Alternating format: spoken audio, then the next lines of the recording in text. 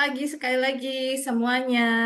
Kita akan mulai acara pada pagi hari ini, Laksmi Talks yang ke-6. Mungkin dari kakak-kakak yang hadir sudah pernah mengikuti Laksmi Talks yang sebelumnya, yang ke-5. Nah, ini adalah lanjutannya dengan berbeda tema dan juga tentunya dengan narasumber yang luar biasa. Pertama-tama, saya Lita, perwakilan dari Saraswati, saya ingin menghimbau semuanya untuk menyalakan webcam apabila memungkinkan. Kemudian mohon menonaktifkan mikrofon kecuali Anda diminta untuk berbicara. Kami akan merekam acara ini dan mengambil foto layar atau screenshot selama acara berlangsung untuk keperluan dokumentasi dan publikasi kami. Jika ada kakak-kakak yang tidak berkenan wajahnya untuk dipublikasikan atau ada hal lain gitu, silahkan menghubungi tim kami. Ada teman-teman yang dari organisasinya Saraswati, silahkan menghubungi salah satu dari kami dan menyampaikan bahwa kakak-kakak tidak berkenan untuk ditampilkan di Instagram mungkin atau di sosial media atau di LinkedIn. Kemudian, kakak juga bisa mematikan webcam sih sebenarnya kalau tidak berkenan untuk dipublikasikan. Kemudian dipersilahkan juga selama acara mungkin ada yang ini ya HP-nya lekat gitu kan nggak kemana-mana. Kemudian ada yang suka video selama sesi berlangsung dipersilahkan dan kalau kakak-kakak ingin memposting di sosial medianya juga kami sangat sangat senang dan juga jangan lupa tag akun Instagram Saraswati di @saraswati.global. Kemudian ini ada request sebenarnya kalau teman-teman atau kakak-kakak yang memerlukan e-certificate, kami akan memberikan e-certificate setelah acara ini berlangsung. Nanti Dea akan memberikan link yang di kolom chat. Nah, daftar peserta, silahkan bagi yang membutuhkan e-certificate, silahkan mengisi melalui link tersebut. Dan e-certificate-nya akan kami kirimkan setelah acara berlangsung. Nah, itu sedikit dari saya. Kemudian lanjut agenda agenda kita pada pagi hari ini talk show dengan narasumber yang luar biasa, kemudian diikuti dengan sesi jejaring opsional. Jadi sesi bernetworkingnya nanti ini adalah opsional. Kalau kakak-kakak memang ada kepentingan lain, nah nanti bisa mengikuti sesi jejaring kami di lain kesempatan. Nah, izinkan saya, izinkan saya untuk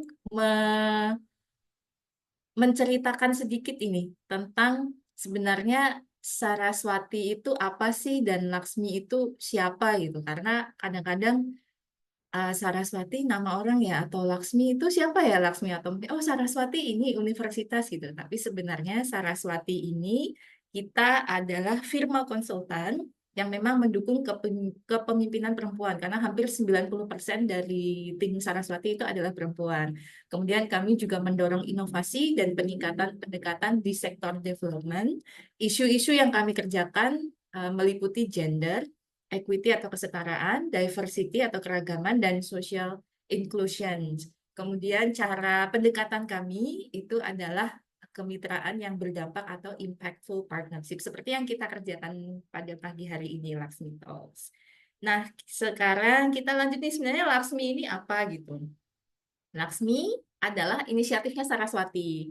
Kemudian salah satu agendanya adalah Laksmi Talks. Jadi Laksmi Talks ini kami ingin mendorong dialog dan tindakan tentang kesetaraan gender, kepemimpinan, kewirausahaan dalam konteks yang beragam. Dan juga melalui Laksmi Talks ini kami ingin menginspirasi perubahan positif dan memberdayakan individu, terutama perempuan di komunitas dengan caranya adalah diskusi yang memprovokasi pemikiran dan keterlibatan komunitas. Nah, jadi itu sekilas tentang Saraswati dan Laksmi. Sekarang kita masuk nih. Wah, ini kita sudah punya 3 narasumber. Saya akan perkenalkan singkat saja, karena 3 narasumber kita pada pagi hari ini luar biasa ya. Pengalamannya itu sudah lebih dari 20 tahun. Yang pertama ada Kak Nilam. Kak Nilam saat ini menjabat sebagai Fisheries Community Organizing atau FCO Lead di Yayasan MDPI. Kak Nilam saat ini posisinya di Bali ya Kak ya. Nanti kita bisa tanya-tanya atau lebih lebih jauh gitu berbincang-bincang dengan Kak Nilam. Lalu ada Kak Modi. Kak Modi di Jakarta ya Kak. Mohon correct me if I'm wrong. Kak Modi sekarang posisinya Iya, di di Jakarta. Jakarta, iya. Oh iya, Kak Modi di Jakarta. Nah, Kak Modi ini sekarang adalah JC Advisor di USAID Berikan.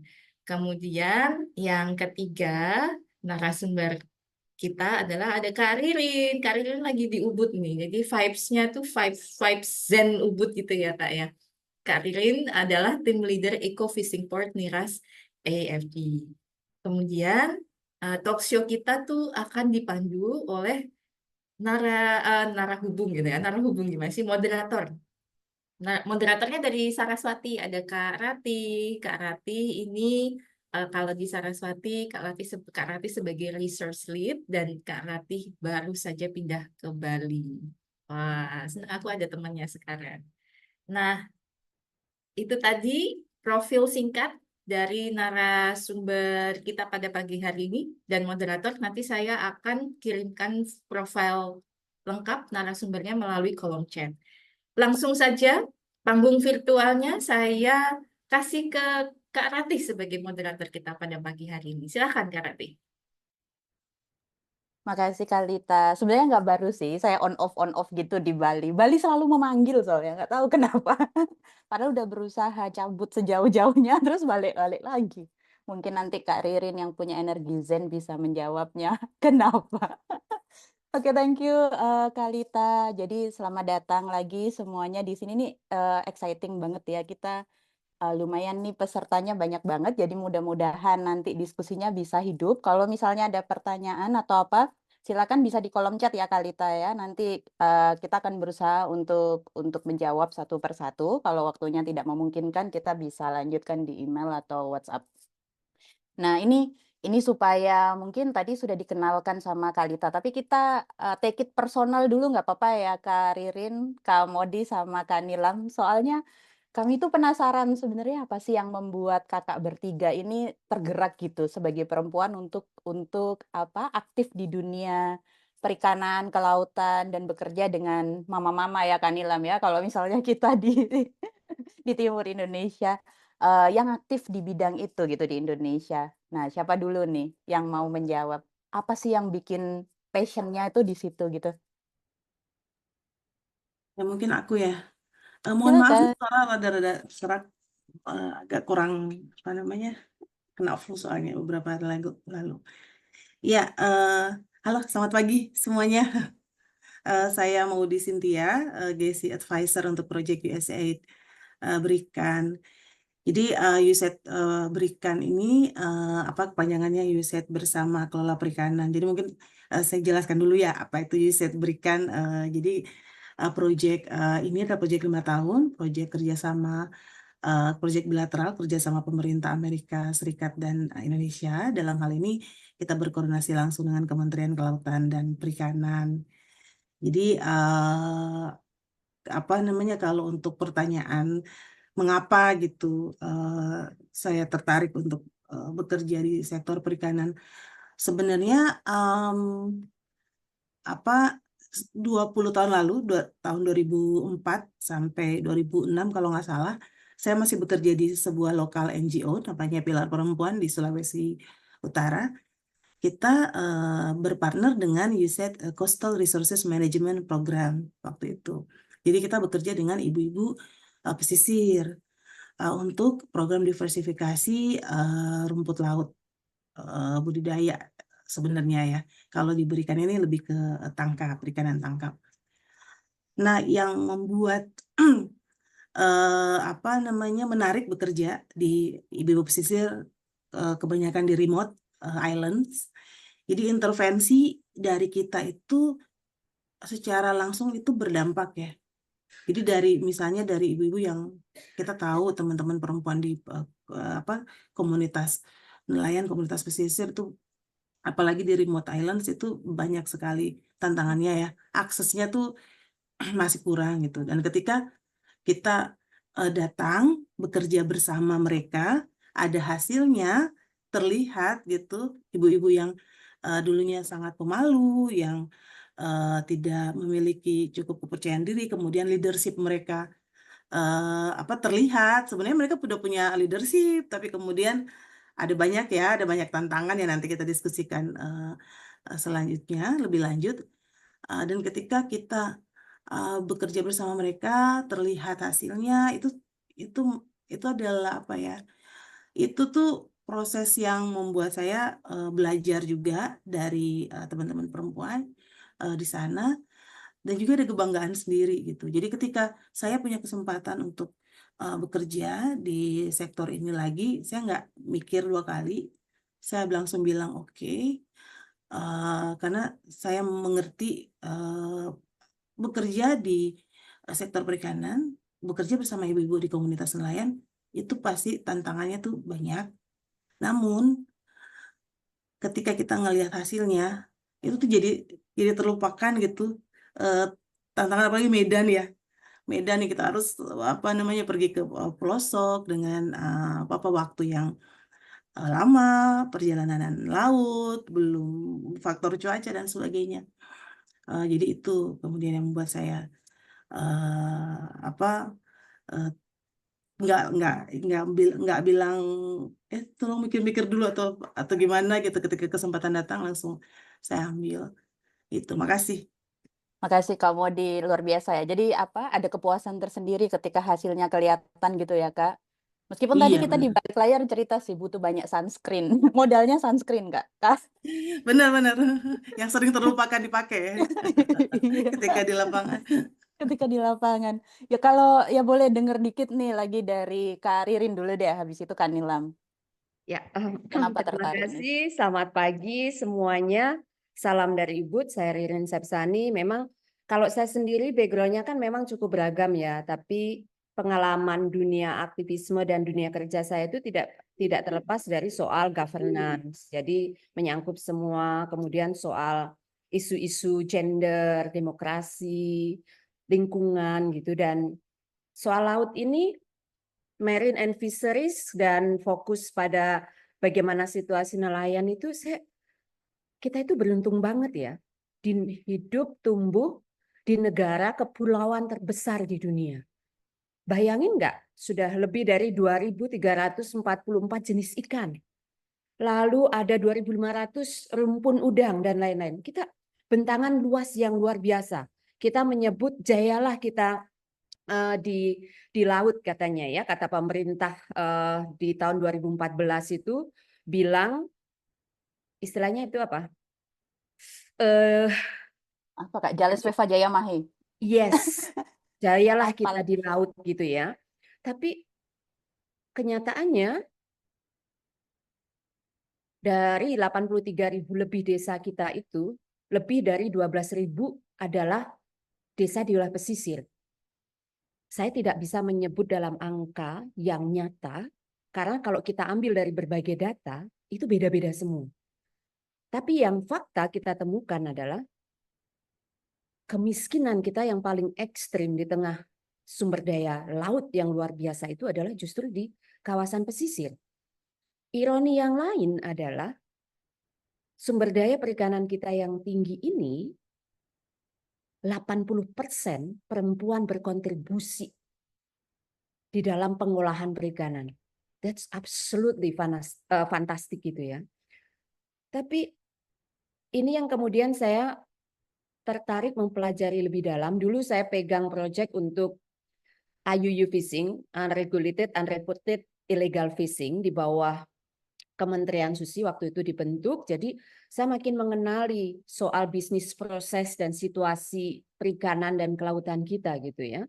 Problemnya tidak hanya soal kemiskinan, smuggling, kemudian TPPO, lebih hampir waktu itu data ya, perlindungan terhadap nelayan sangat minim. Kemudian tindak perdagangan orang juga tinggi, hampir 1 juta ABK kita itu tidak terdaftar dan pergi kemana-mana. Lalu nelayan kita dalam situasi hidup yang bekerja yang sangat minim fasilitas. Dan ini membuat saya, kalau saya selama ini bekerja pada isu-isu governance, mengganggu sekali gitu, dan tertarik kemudian untuk coba dalami dan lebih spesifik ketika bicara soal gender dengan program yang sedang saya kerjakan dengan NIRAS dan AFD itu, makin menemukan tidak hanya di sektor nelayannya, tapi di tata kelola pemerintahannya. Misal kalau ngomongin soal pelabuhan dan bagaimana pelabuhan perikanan mengelola satu entitas pelabuhan itu yang lebih pro gender, kita nggak ngomongin responsif pada yang pada sensitif aja, peka itu juga masih soal PR gitu. Nah, makanya ya sama dengan Maudi, kalau kita mengenali dan bekerja pada dampak yang lebih konkret gitu ya, hasil dan dampaknya itu lebih konkret kepada benefit series langsung, dalam hal ini nelayan dan lebih spesifik nelayan perempuan, ya tertarik sambil kita makin terganggu nih dengan ironi-ironi yang terjadi. Luar biasa kaya, tapi kenapa kemiskinannya juga luar biasa di sektor ini? Pemerintah punya banyak program, kenapa jalan-jalan sendiri? Misalnya gitu. Ini sih kalau saya bilang sebagai pengantar, Ati. Terima kasih. Makasih Kak Ririn. Saya punya banyak pertanyaan follow up untuk penjelasan Kak Ririn, tapi akan saya tahan sebelum kita, karena kita akan nggak nakutin nggak. Karena kita akan tanya Kak Nilam dulu. Kak Nilam, gimana Kak? Ini udah berapa tadi, 15 tahun gitu kan. Jadi kenapa sih tertarik untuk kerja di sini dan bertahan selama itu? Terima kasih teman-teman semua, apa kabar? Tadi disampaikan ya, ini pertanyaan yang personal sekali dan jawaban saya juga akan sangat personal. Ketertarikan saya untuk bekerja di bidang perikanan dan terutama di masyarakat pesisir diawali dari mungkin untuk Mbak Ririn dan Mbak Maudi tahu acara Flora Fauna ya, WWF Oh ya. di TVRI zaman kita kecil. Dari situ saya melihat banyak nonton film-film dokumenter tentang pesisir, tentang hewan-hewan laut seperti itu. Itu di masa kecil itulah saya mulai tertarik ya untuk, waduh, asik sekali kalau bisa. Sepertinya sangat menantang untuk bisa bekerja di bidang itu di sana, dan waktu itu banyak sekali ditampilkan wilayah Indonesia Timur. Mimpi itu sebetulnya sudah terlupakan saat SD sekolah ya, sampai tahun 99 itu ada kerusuhan Maluku. Kebetulan saya menjadi volunteer waktu itu untuk untuk menggalang bantuan seperti itu, peace building seperti itu. Di situ saya bertemu aktivis-aktivis teman-teman dari Indonesia Timur, dan saat selesai sekolah, selesai kuliah, mereka mengajak saya berangkat ke Kei untuk membantu di sana, dan itu saya seperti menemukan semacam mimpi yang terwujud begitu. Jadi sangat sederhana sebetulnya, dan ketika di sana itu kan saat pertama saya betul-betul meninggalkan kampung halaman di Jawa saya, dan saya melihat banyak sekali perbedaan, banyak sekali gap yang ada di antara Jawa dan Indonesia Timur sana, dan itu yang menumbuhkan. Jadi sebenarnya ini passion bekerja di komunitas, di masyarakat yang ya dulu itu sangat jauh dari pikiran saya ada seperti itu. Jadi dari situ sangat personal sekali. Kemudian saya bekerja dengan WWF LMMA di Kepulauan Kei di Maluku. Setelah itu di MDPI yang bergerak di bidang perikanan, dan tantangannya makin besar. Kita melihat banyak dinamika-dinamika, persoalan-persoalan yang dihadapi masyarakat, terutama komunitas nelayan. Dan saat saya masuk di MDPI, isu-isu perikanan itu belum banyak disentuh NGO. Tahun 2014 itu baru mulai, kebanyakan dikonservasi, advokasi seperti itu, masyarakat ada, tapi untuk perikanan itu masih kurang sekali, dan ini jadi hal yang sangat menarik, dan ternyata banyak sekali juga persoalan yang dihadapi terutama nelayan-nelayan.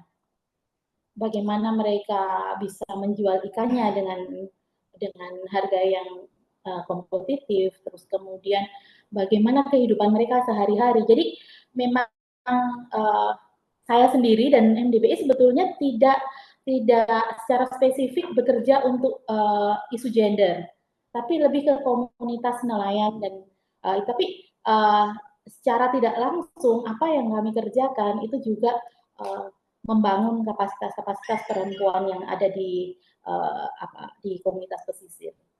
Itu dulu mungkin dari saya, daripada berlama-lama.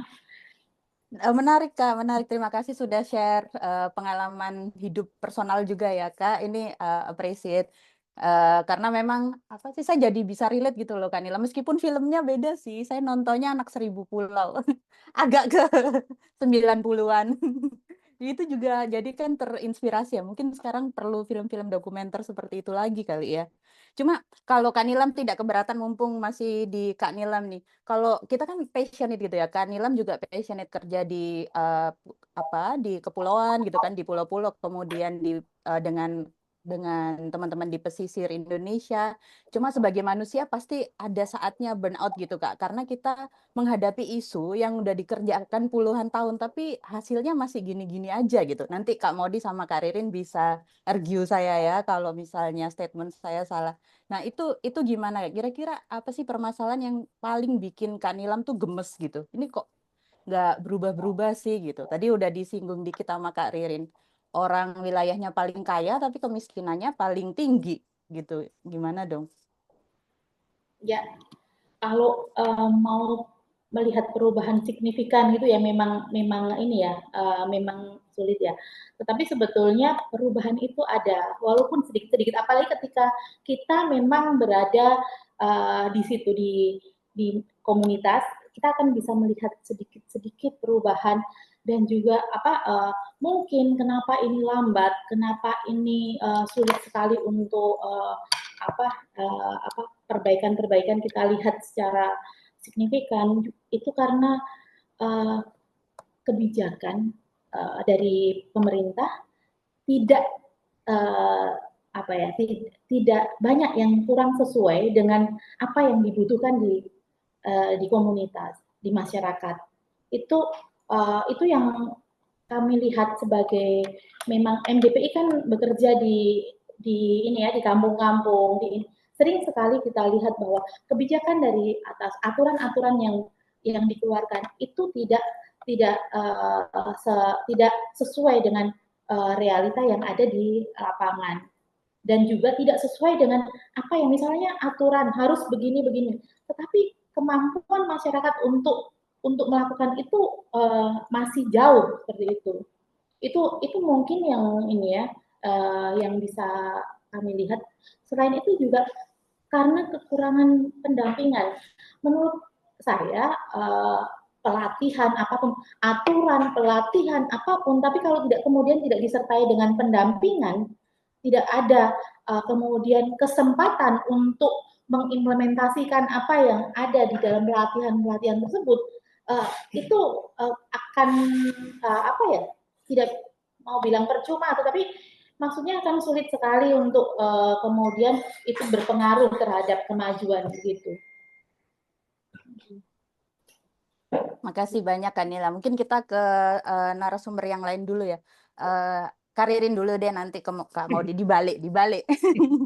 Ya. Jadi Kak Ririn gimana dong ini menanggapi Kak Nilam? Jadi kan yang kerja di bagian governance nih selama ini, gimana nih? Apakah emang benar tuh aturannya kurang sesuai ketika dibawa ke kampung, ke wilayah desa atau kampung gitu udah beda dan nggak ada pendampingan? Dan mungkin tadi aku highlight yang kesempatan mengimplementasikannya kurang. Mungkin kesempatan mengimplementasikan ini kurang, tapi untuk perempuan, untuk orang dengan disabilitas lebih kurang lagi, atau gimana nih Kak Ririn kalau berdasarkan pengalaman? Ya, sebagian besar saya setuju yang disampaikan oleh Kak Nilam, tetapi sebetulnya perubahan-perubahan baik itu terjadi di komunitas. Kalau kita searching gitu ya, cuman kadang kegagalannya adalah perubahan-perubahan baik ini tidak dikompilasi, tidak dikapitalisasi menjadi policy making proses, alat secara empirik di advokasi, atau di sisi lain pemerintah nggak melihat itu sebagai sesuatu yang signifikan gitu. Ini yang menurut saya penting gitu ya. Misal dulu waktu saya mengerjakan undang-undang desa, di wilayah kepulauan dan wilayah daratan, daratan gitu ya, pendekatannya sama. Padahal kebutuhannya berbeda. Jarak tempuh, kemudian potensi wilayahnya, sampai ada muncul usulan 8 provinsi kepulauan yang 2019 RPJMN kita mengakomodir itu, pembangunan untuk kawasan kepulauan. Itu satu. Kedua, kita bicara soal data, mau lebih spesifik perempuan dan orang dengan kebutuhan khusus, disabilitas. Kita cek aja, kita klik Kusuka. Apakah ada satu portal khusus yang daily, yang live menyebutkan hari ini dari 35 provinsi sudah data terpilah gender, nelayan mengakses? Nggak ada. Kita harus login per provinsi, per kabupaten. That's very complicated. Padahal ada Berikan, ada AFD, ada organisasi atau lembaga donor yang lain, Saraswati, atau private sector yang mau berkontribusi. Kalau datanya aja sulit, susah. Berarti ada masalah soal pendataan. Belum lagi kita bicara, nanti Kak Maudi bisa cerita lebih jauh, nelayan, pengakuan terhadap nelayan perempuan. Akses bansos pun untuk nelayan, akses kartu Kusuka dan semuanya menggunakan KTP, dan KTP refer pada profesi. Banyak kan nelayan perempuan selain tidak diakui dalam tanda kutip, KTP-nya nggak menyebut sebagai nelayan, harus advokasi khusus. Ini pada lalu kalau kita ngomong soal, oh ya, secara umum aja, nelayan itu apa? Miskin, kotor, tertinggal. Itu yang sangat muncul di umum ya, menurut saya. Padahal potensi yang dimiliki luar biasa. Jadi pada konteks governance adalah ada 3 poin yang saya mau sampaikan soal data, konsistensi kebijakan yang tersambung, misal di masyarakat bawah yang tadi Kak Nilam sampaikan, di pengusaha pun, di sektor pengusaha pun mereka mengatakan gini, misal ada kebijakan ekonomi biru, perubahan zona kawasan tangkap, perikanan terukur dan lain-lain. Tapi tidak ada asesmen yang komprehensif yang memastikan bahwa pengusaha perikanan mampu langsung mengikuti. Mereka semua oke, nggak menolak. Tapi tahapannya pemerintah itu harus konsisten, termasuk pada konteks pendampingannya, gitu. Ini nih yang kedua ya, soal data, kemudian kebijakan. Kemudian yang ketiga, saya melihat itu koordinasi antar institusi gitu. Kalau misal di wilayah Ambon ada provinsi, ada kabupaten kota, ada pelabuhan, KKP, ada banyak program antar dinas pun, sangat sulit saya temukan ada koordinasi. Oke, KPPA, Dinas Pemberdayaan Perempuan dan Perlindungan Anak, karena bicara soal perempuan dan anak, bikinlah training, capacity building, pelatihan untuk pengolahan perikanan. Dinas Perikanan juga gitu. Khusus untuk kelompok perempuan. Lalu pelabuhan, lalu yang lain. Tapi belum terkoordinasi dengan baik. Termasuk potensi-potensi untuk satu, dukungan, baik itu modal, akses, pengakuan pada profesi nelayan, dan yang ketiga, pendampingan. Nah, ini yang menurut saya masih banyak silonya. Dan tentu ini PR kita bersama. Bukan kemudian semuanya buruk ya, tapi ini adalah refleksi yang bisa kita lakukan kalau kita ingin memperbaiki tata kelola kita di sektor marine and fisheries, khususnya di sektor perikanan. Gitu, Cendrati. Terima kasih Kakak Jengridin. Ini langsung banyak PR gitu ya di kepala. Tapi sebentar, saya ke Kak Modi dulu. Jadi gimana nih Kak Modi yang mungkin selama ini juga bergelut dengan ini ya, tata kelola juga sama dengan Kak Ririn gitu kan. Terus kemudian bekerja dengan individu-individu yang mengeluarkan kebijakan ini. Apakah seperti itu Kak? Terus kemudian sebenarnya saya juga penasaran sih Kak Modi. Ini kan berarti kalau misalnya agar konsisten dan tidak ada kejadian misalnya kebijakan untuk daratan dengan kepulauan sama, itu berarti kan harus melibatkan masyarakat gitu ya, karena mereka yang akan terdampak dengan kebijakan yang ada gitu, yang akan diuntungkan maupun dirugikan gitu, kita nggak tahu. Nah, cuma kan kalau misalnya melibatkan masyarakat juga banyak faktor gitu ya, ada interseksionalitas misalnya. Jadi banyak gitu yang harus kita lihat, ada anak muda, perempuan, laki-laki, teman-teman dengan disabilitas. Nah, selama ini yang kejadian gimana nih Kak Modi? Iya, selain yang sudah dieksplor sama Mbak Nilam dan Mbak Ririn, memang soal akses pelibatan, khususnya kepelibatan perempuan dan kelompok marginal yang lain, kita ngomong soal orang dengan disabilitas, komunitas anak muda, apa namanya, komunitas adat. Kalau kita lihat apa namanya, di komunitas pesisir atau komunitas nelayan, apalagi di remote islands, akses itu yang memang sangat kurang. Jadi kita ngomong soal pengambilan keputusan ya. Pada saat kita melakukan assessment, terus melakukan kegiatan, kita masih melihat hal yang sama. Jadi di tingkatan desa sendiri sangat-sangat minim keterlibatan mereka dalam musyawarah desa, musyawarah dusun. Jadi pada saat proses perencanaan dan penganggaran desa, itu mereka sangat jarang dilibatkan. Yang dilibatkan tuh PKK. Roles-nya apa? Roles-nya konsumsi. Jadi roles yang apa namanya, dilekatkan ke ini perannya perempuan nih, nyediain konsumsi. Pun misalnya kalau mereka ada dalam apa namanya, bantuan administratif, sebarin absen. Nah, pembatasan roles itu yang kemudian membuat ya perempuan di komunitas nelayan yang berada di di institusi lembaga yang bisa mengakses proses-proses perencanaan penganggaran desa itu juga nggak bisa berpartisipasi gitu secara aktif karena roles-nya kan dibatasin. Itu pertama. Yang kedua, waktu untuk musyawarah itu biasanya malam karena kan pagi sampai sore bapak-bapaknya bekerja, ibu-ibunya kan jagain anak karena roles domestik mereka gitu. Nah, mereka bilang, oh itu tugasnya bapak-bapak gitu, kita mah jaga anak aja. Jadi ada persoalan kalau yang tadi Mbak Nilam dan Mbak Ririn mengeksplor tentang, oh ya ini ada policy, ada tata kelola, ada kebijakan. Nah, saya cuma menambahkan ada faktor internal. Jadi bagaimana perempuannya sendiri menginternalisasi nilai-nilai patriarkis gitu. Jadi mereka menerima, oh iya roles kami gini, tugas kami seputaran domestik. Apapun itu, padahal secara publik mereka itu menghasilkan.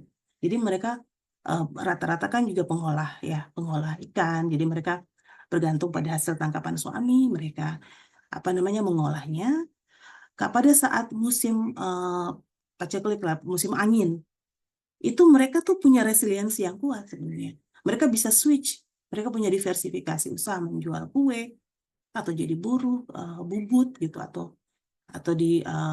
kalau ada di kebun mereka jadi buruh kebun. Dan mereka yang jadi tulang punggung tulang punggung untuk nafkah utama pada saat musim angin gitu. Tapi ya itu gitu karena terinternalisasi, dan itu bukan juga salah perempuan karena mereka dididik, kita semua kan dididik terlahir sebagai perempuan, dididik untuk menjadi perempuan itu seperti apa. Nah, nilai-nilai itu yang terinternalisasi gitu, yang kemudian mereka merasa ya gitu, kita gini kok posisinya. Jadi ketika mereka mau mengembangkan usaha, bantuannya kan harus berkelompok ya. Mengurusin izin-izin NIB segala macam itu biasanya diurus oleh otoritas terdekat. Karena kalau kita melihat menganalisa hubungan relasi kelompok perempuan dan pemerintah desa itu rata-rata pasti agak jauh ya. Karena kalau di daerah Ramfen itu pasti agak jauh gitu. Itu kemudian karena mereka belum memiliki kedirian mereka gitu dan secara leadership belum bisa mengadvokasi kebutuhan mereka, jadinya gap-nya itu besar banget gitu. Jadi masih jarang terpapar dengan support dari pemerintah. Mau terpapar gimana? Wong musyawarah aja nggak pernah ikut gitu, nggak ada gapnya gitu, ada aksesnya itu nggak ada. Ya seperti itulah kalau kita melihat di lapangan. Makasih Kak Modi. Ini makasih banget loh Kak Modi sudah menyebutkan adanya internalisasi. Jadi memang tantangannya itu tidak hanya eksternal ya.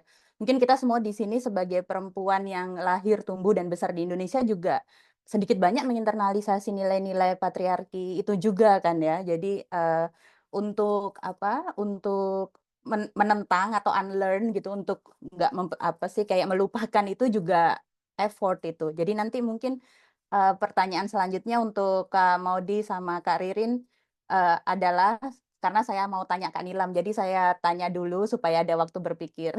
Adalah, nah kalau kita semua gemes nih di sini, nih ada 80 orang yang gemes, sebenarnya apa nih yang harus kita lakukan supaya kita bisa menggebrak tadi itu nilai-nilai patriarki yang sudah diinternalisasi, dan juga eksternal faktor tadi itu yang tata kelola yang kurang, kemudian akses adanya batasan akses gitu. Itu apa sih kalau kita semua di sini gemes mau ngelakuin, pinjam kata-katanya Kak Ririn, hal konkret apa nih yang harus dilakukan? Mungkin itu bisa dipikirkan dulu karena ada pertanyaan di chat box untuk Kak Nilam. Kak Nilam ada yang penasaran nih, kebijakan seperti apa nih Kak yang aplikasinya ketika di kampung atau di desa, saya kebiasaan ngomongnya kampung, desa, itu karena di Papua doang ya yang kampung kayaknya. Yang tidak sesuai bahkan merugikan masyarakat gitu Kak kebijakannya. Mungkin ada contoh. Eh, saya akan ini ya berbagi sesuai dengan apa yang MDPI kerjakan ya. MDPI bekerja di sektor perikanan tunas skala kecil. Jadi bukan aturannya tidak baik, bukan seperti itu. Tetapi lebih bagaimana untuk pemenuhan aturan tersebut menyulitkan nelayan, menyulitkan masyarakat. Contohnya saja misalnya aturan pendaftaran perizinan rumpon, terus kemudian perizinan kapal, itu step-step untuk pendaftaran itu pun sulit sekali untuk dilakukan oleh nelayan sendiri. Contohnya di pendaftaran kapal harus melalui dua instansi yang berbeda dari DKP dan Kelautan dan Perikanan dan perhubungan. Itu bagaimana nelayan-nelayan yang remote sana yang mungkin kemampuan finansialnya dan juga pengetahuannya, kemampuan akademiknya masih di bawah, itu harus mendaftarkan itu dengan persyaratan-persyaratan yang cukup rumit. Itu yang saya sampaikan bahwa ini tidak sesuai dengan kemampuan mereka, dan juga infrastruktur yang dibangun pemerintah belum memadai untuk bisa diakses oleh nelayan-nelayan kecil tersebut. Itu yang menjadi hambatan kenapa sulit untuk maju. Jadi bukan aturannya tidak baik, tapi lebih ke bagaimana pemenuhan aturan tersebut sulit untuk diakses, untuk dipenuhi oleh nelayan-nelayan kecil. Itu. Ya mungkin balik lagi ke pendampingan ya Kak Nilam ya. Jadi Ya, aturannya ada. makanya ada MDPI, ada Berikan yang harus melakukan pendampingan ini. Tapi sampai kapan? Karena betul-betul misalnya rumpon itu ada banyak sekali aturan-aturan yang detail-detail yang sulit sekali, bahkan dari NGO, dari perusahaan yang memiliki rumpon itu pun sulit untuk pemenuhannya. Jadi itu yang menjadi concern saya, bahwa bagaimana pemenuhan aturan ini bisa dilakukan oleh nelayan-nelayan skala kecil. Ya. Lebih ke situ ya. Setuju sih. Aturannya harus daftar melalui internet, padahal di Ya, wilayah OSS, dan ini nelayan skala kecil akan sulit. Dan kita belum ngomong tentang digital literasi. Mungkin Kakak Lita bisa untuk topik Laksmi Talk selanjutnya mempromosikan, ya kan Kak. Jadi ada gap untuk literasi digital juga gitu kan, di negara kita itu belum kita sentuh gitu. Nah, ini semakin bersemangat, tapi waktu kita terbatas, mungkin harus ada ronde kedua nanti. Kak Modi dan Kak Ririn, ini semakin greget tadi pertanyaannya Kak. Jadi apa sih yang harus dilakukan gitu? Kan tadi itu sebenarnya kita sudah bicara gitu ya, yang harus dilakukan adalah membuat ABC gitu, adanya lebih konsisten gitu kebijakannya, adanya pendampingan. Cuma ini pertanyaannya ditweak sedikit, ada yang tanya Kak, ada yang japri, yang sudah dilakukan apa nih oleh Berikan, oleh Kanilam Karirin juga untuk menggebrak nilai-nilai patriarki yang sudah diinternalisasi dan juga tadi itu kebijakan-kebijakan yang sampai ke dusun atau desa atau kampung itu tidak ada pendampingannya. Siapa dulu? Mungkin Kak Modi dulu. Ya, saya lebih ke apa yang sudah Berikan lakukan ya, USAID Berikan lakukan gitu. Jadi untuk mendobrak yang tadi bahasanya mendobrak menggugat sih ya bahasanya, menggugat nilai-nilai patriarki.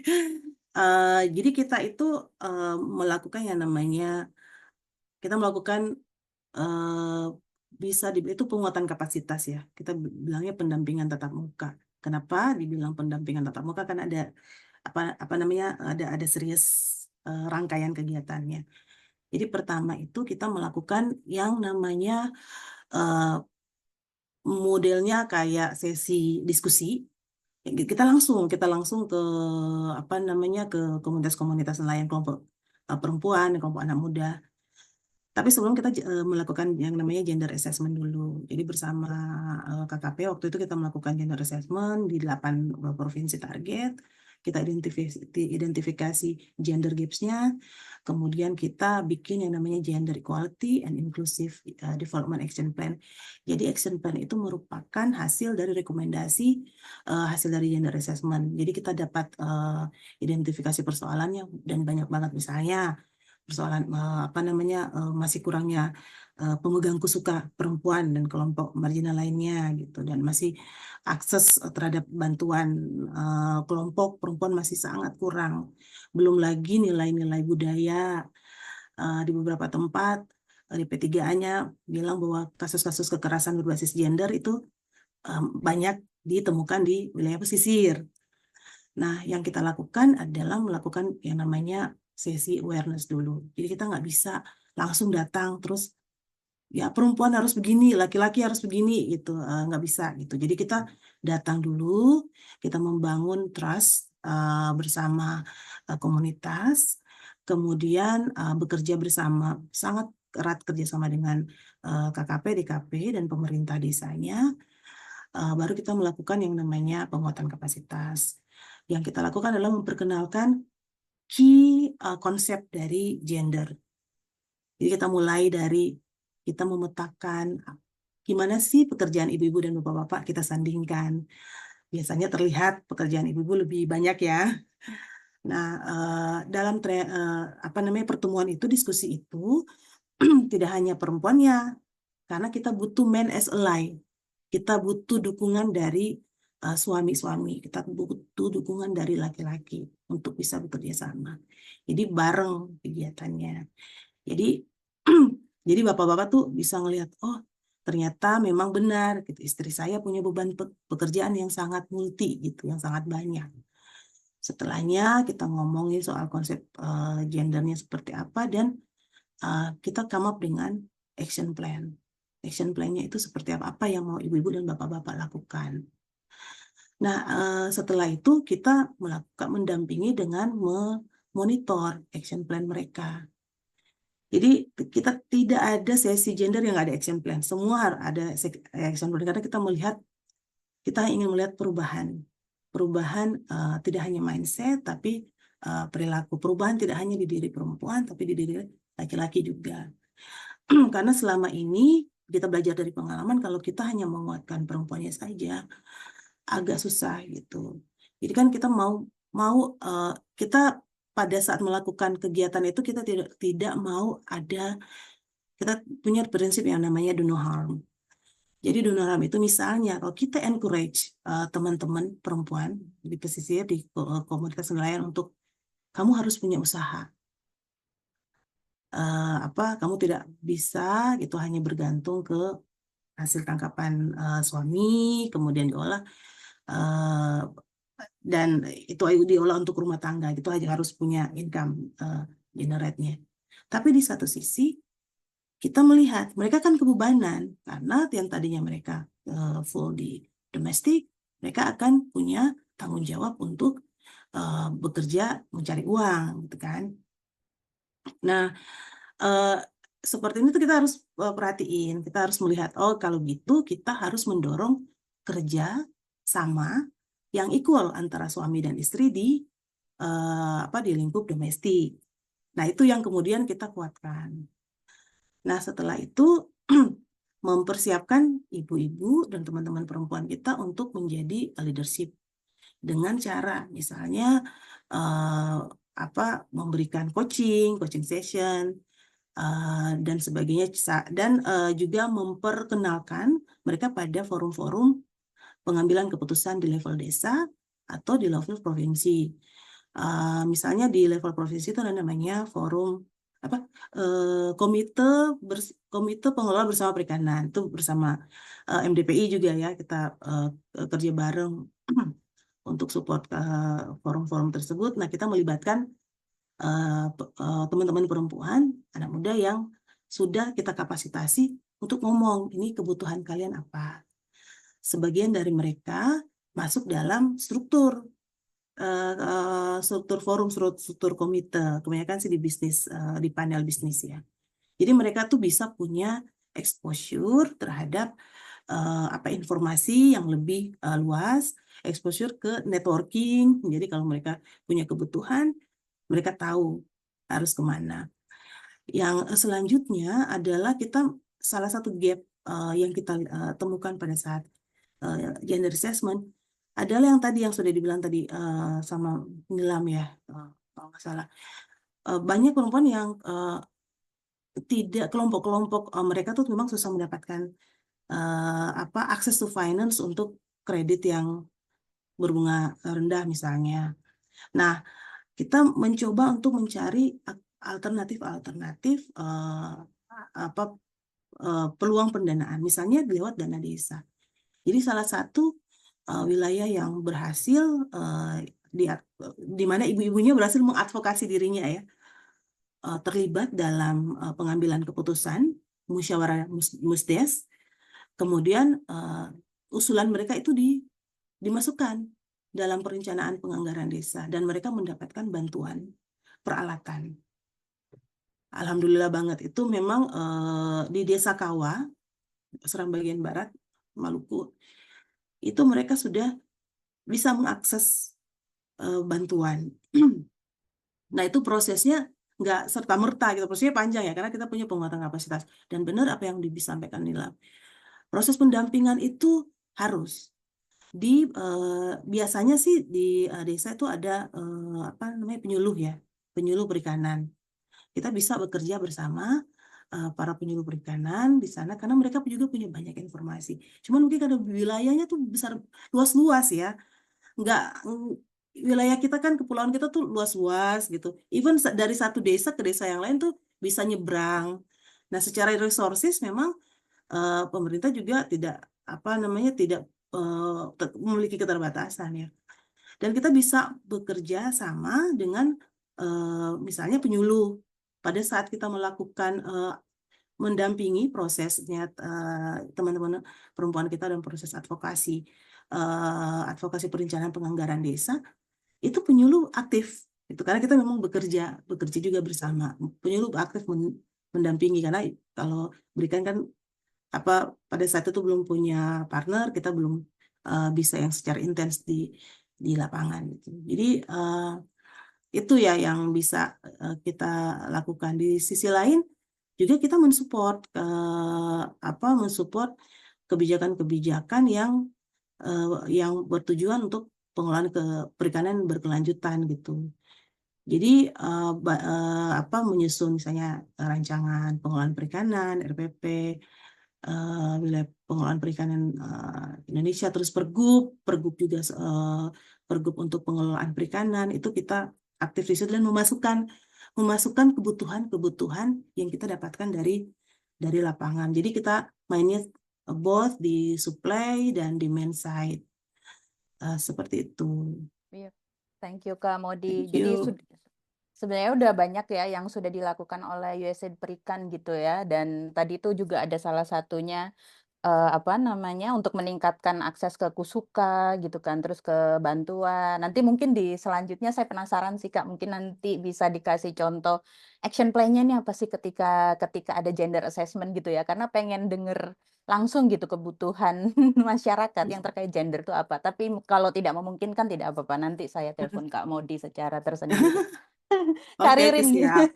gimana, kalau menurut Kak Ririn apa nih, apa yang sudah dilakukan oleh Niras AFD gitu ya, untuk semua permasalahan yang kita diskusikan pada pagi hari ini, dan kalau ada pemerhati atau aktivis gender yang gemes harus ngapain tuh, apa sarannya Kak Ririn? Kita harus ngapain nih supaya masalah ini cepat terselesaikan?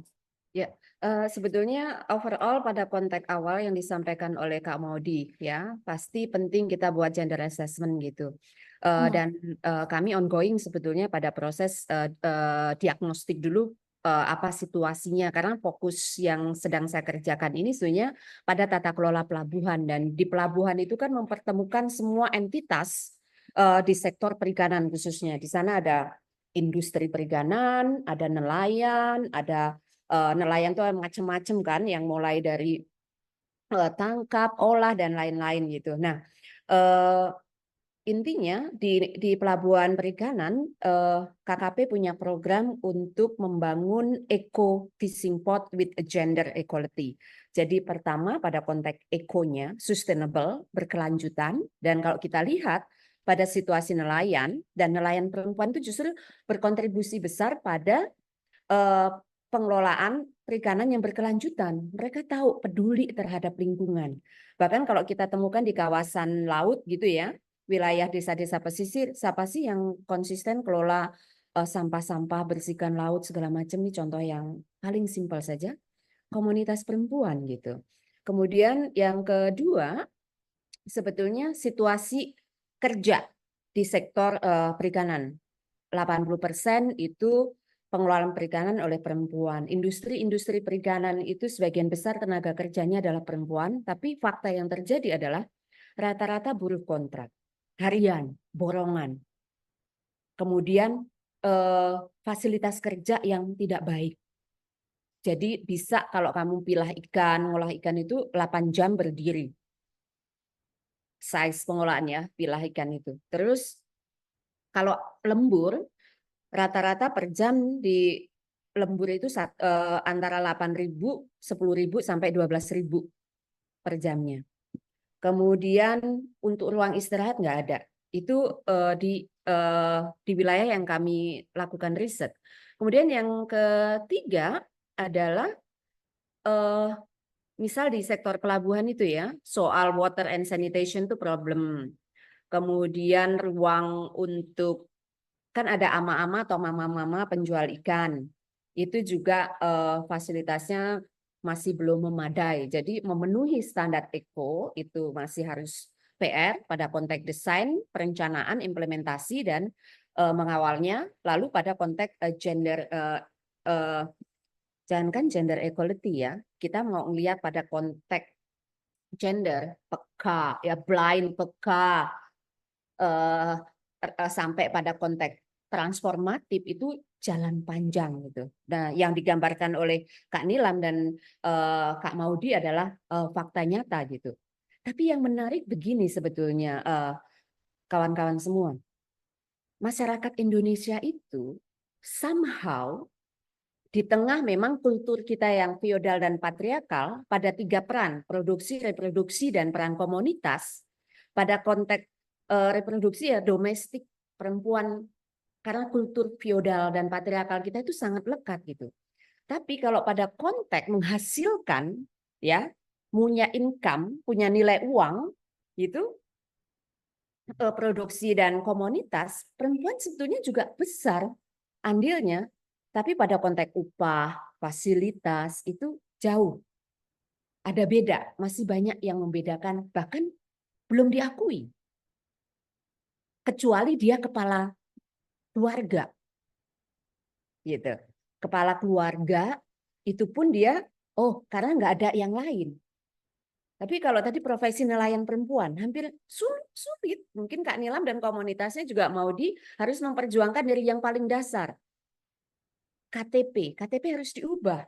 Nah, koordinasi antar institusi, semua bansos harus refer pada profesi.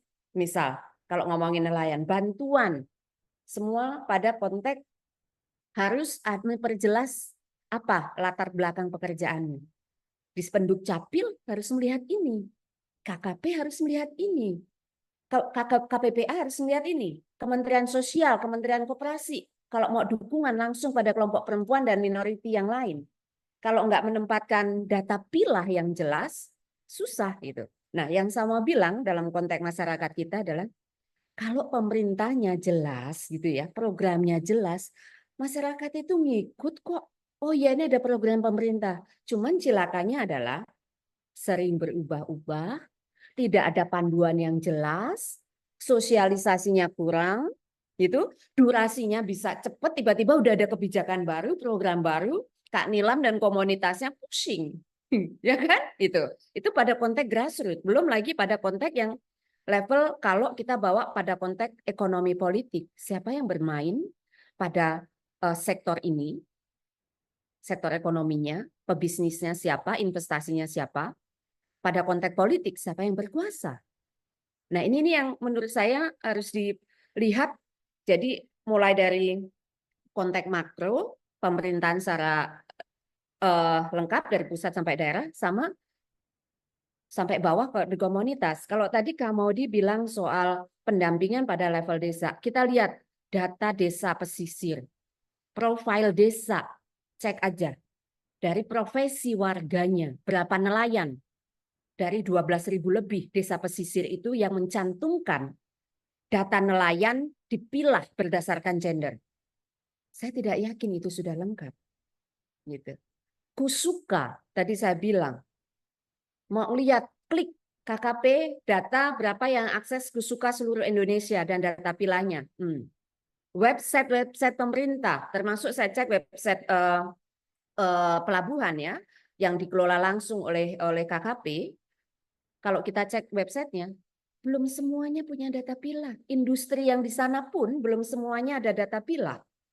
Padahal itu yang paling mudah untuk kita lihat. Kira-kira gimana targetnya ini. Gitu. Kalau kita mau spesifik, misal memangkas, mengurangi kesenjangan gender, datanya belum terpilah ya susah. Kita belum ngomong soal perspektif ya, pengetahuan secara substansi dan skill di pemerintah. Task Force Gender di KKP bagus sekali. Lebih dari 58 anggotanya. Tapi kita tahu hierarki, sekjen ketuanya, bla bla bla.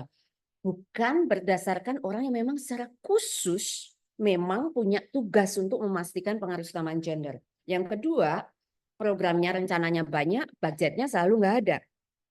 Nggak ada monep dan evaluasi yang secara spesifik refer pada bagaimana soal gender. Dan ini di nasional gede, di bawah, misal pada seluruh struktur di KKP, sampai ke tingkat wilayah di daerah, yang terhubung langsung, apakah ada gender focal point-nya? Di pelabuhan belum ada. Di 4 pelabuhan yang kami riset, bahkan mereka hanya 1-2 yang mengatakan sudah mengikuti training gender, itu pun online. Nah ini PR buat kita. Mereka tahu ada banyak kasus mendengar rumor soal gender based violence, kekerasan berbasis gender dan sexual harassment. Tapi belum punya sistemnya untuk ngolah ini.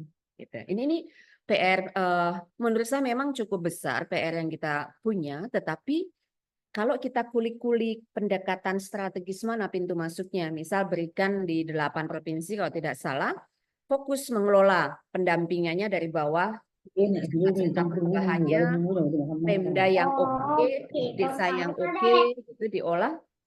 Lalu ada champion gitu ya. Champion itu bisa berbasis, misal ada 100 desa pesisir yang profil desanya udah konkret, pilah, lalu ada kepemimpinan perempuan, nelayan, kemudian ada program mendukung untuk peningkatan kapasitas mereka. Suara mereka tidak hanya terlibat diundang, tapi suara mereka didengar gitu ya.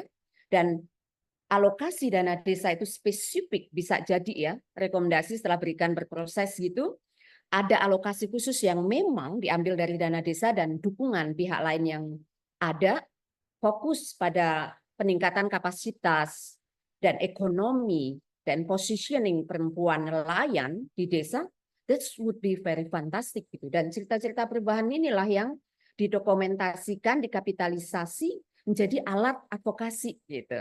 Ini nih yang menurut saya mungkin itu sebagai salah satu pintu yang bisa kita gedor supaya pemerintah itu lebih aware bahwa tidak hanya keluarkan kebijakan, aturan, tapi koordinasi di antara mereka, melihat perubahan-perubahan kecil menjadi perubahan besar, monitoring dan evaluasi terhadap kebijakan dan program mereka itu sangat penting sekali.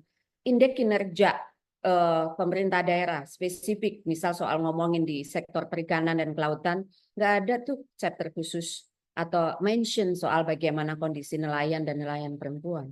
Padahal kalau mau refer terhadap cita-cita pengaruh utamaan gender dan SDG, Sustainability Development Goals, semuanya indikator-indikator yang refer pada perempuan, anak, lingkungan, nelayan itu cukup banyak gitu.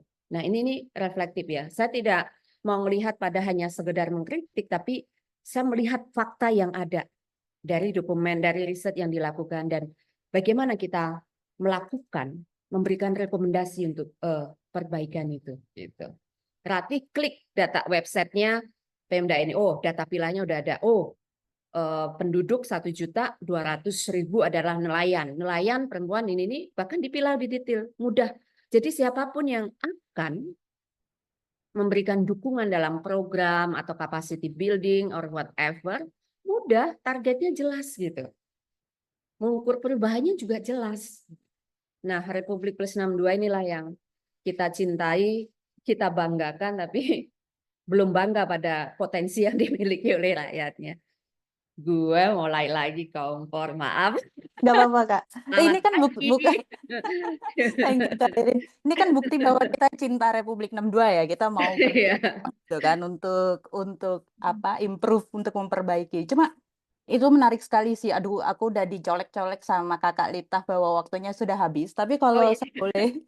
saya boleh garis bawahi dari Kak Ririn tadi itu sebenarnya salah satu akar masalahnya internalisasi ini terjadi di semua level ya Kak. Bahkan di pengambil kebijakan pun itu juga ada internalisasi gender, apa ketidakadilan gender gitu ya. Dan sebenarnya yang saya takutkan juga gender ini dijadikan apa sih istilahnya tokenisme gitu loh. Jadi asalkan melibatkan perempuan kita tuh sudah sensitif gender padahal sebenarnya tidak seperti itu gitu ya. Ini diundang suaranya didengar nggak sebenarnya gitu kan. Ya itu mungkin food for thought aja untuk kita pikirkan ke depannya bahwa sebenarnya tidak semudah itu mengundang melibatkan itu bukan berarti kita mendengarkan ya kan. Nah, karena waktunya udah habis, tadi Kakak Lita pesan ada banyak sekali pertanyaan di chat box, tapi mungkin karena keterbatasan waktu kita bisa kasih satu orang ya Kak untuk open mic dan menanyakan pertanyaannya langsung ke tiga narasumber. Gimana Kak Lita? Ya, Boleh silakan Kak, silahkan. yang tadi bertanya mungkin satu orang bisa siapa ya sebentar saya lihat pertanyaan-pertanyaannya.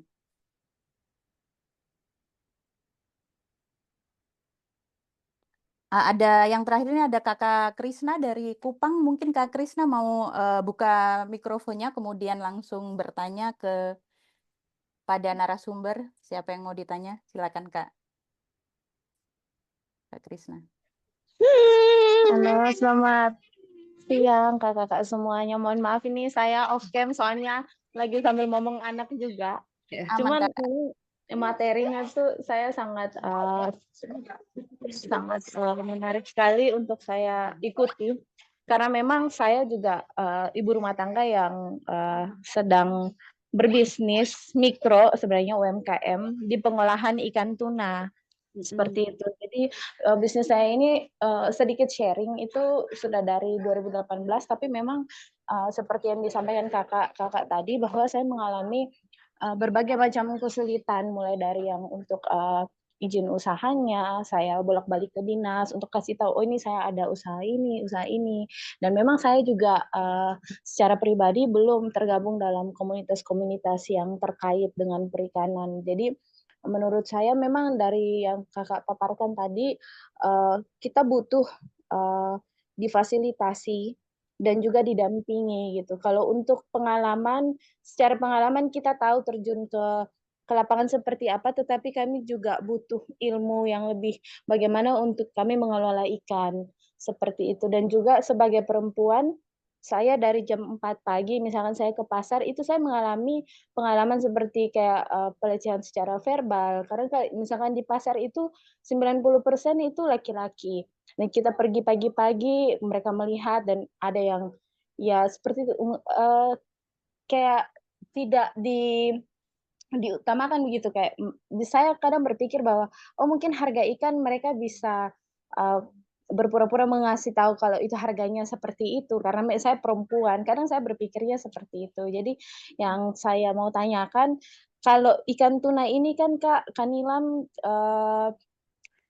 itu harganya tuh naik turun, seperti itu. Kalau misalkan di musim angin, itu harganya tuh tinggi. Nah, itu seperti apa maksudnya saya bisa hadapi, dalam berbisnis ini supaya, hasil perikanan yang saya kelola itu juga tetap harganya juga stabil gitu, mengikuti pasar, seperti itu, Kak.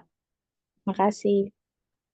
Kak Krisna, terima kasih. Kanila mungkin boleh singkat aja ya Kak, karena kita akan segera menuju sesi networking. Makasih Ya, Kanila. ikan tuna ini sebetulnya ikan ini ya, ikan premium, ikan yang harganya sangat bagus. Mungkin di siapa tadi kakak dari NTT tadi pelaku ini ya by product ya untuk pengolahan ikan.